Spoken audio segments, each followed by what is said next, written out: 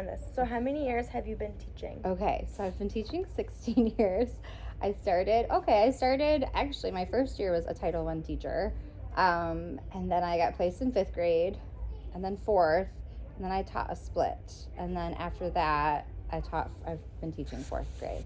And you graduated from what school? Grand Valley State University. But I do have my master's from Western. What's a Title I school? So essentially Title I is just based on your number of free and reduced lunch. And we don't really have a Title I position like teacher anymore. It's like your interventionist and that. A lot of those get paid with title money. So, Okay. yeah. What made you want to be a teacher? My first grade teacher, Mrs. Schroeder, did. She was there for me. My dad died when I was in first grade, so she made, she was just awesome anyway, but she always knew when you're having a good or bad day, and you could have a note in your locker, like when you need it the most. So she's just someone that made me want to be a teacher. Yeah. Did you ever like have second thoughts like while you were in school or even like in the past few years? Right. That's like a big thing everyone says, like, oh, I'm quitting after 3 years. It's scary. Yes, it is scary. I think the past couple years with COVID has made teaching incredibly difficult. Going back and forth with like virtual, in person, but also just recognizing that going to school is important, attendance is important, and yes, I mean, there's a lot that's asked of us as teachers. It depends on the group that you have, but yeah, that's why I think setting boundaries is super important. What is your favorite subject to teach and why? So I love teaching reading. I love creating a classroom community of readers. I love teaching science because it's a time to explore and be loud, where we're usually expecting kids to sit in their seat and listen, and they get to explore. I don't like writing's not always fun.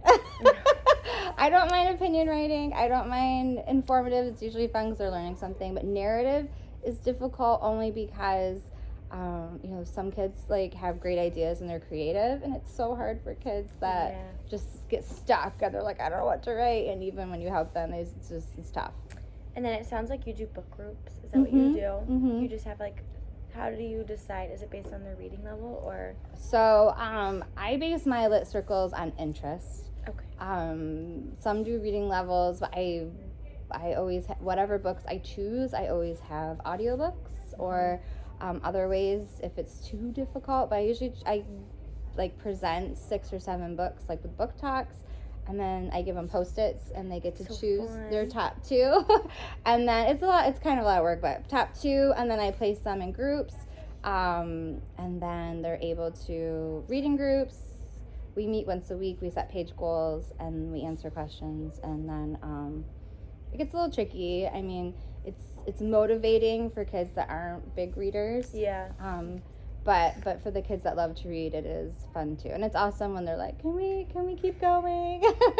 So if they can't keep going, do they just grab another book? Because I noticed some kids doing that. Yes, and they're mad at me. But yes. Yes. What is the most important piece of advice you could give to a future teacher?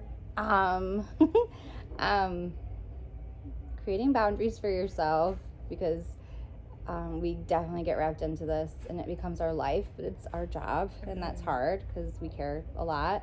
But also creating relationships with kids is the most important thing, because they won't work for someone that doesn't care. So what do you think is most important in a school to run smoothly? Because I know you guys have so much support here, and that's not common, I don't think. Yeah, we have a lot of things in place. I mean, we have our positive behavior incentives like PBIS, but we are very fortunate with the amount of parapros and support that we have. Yeah.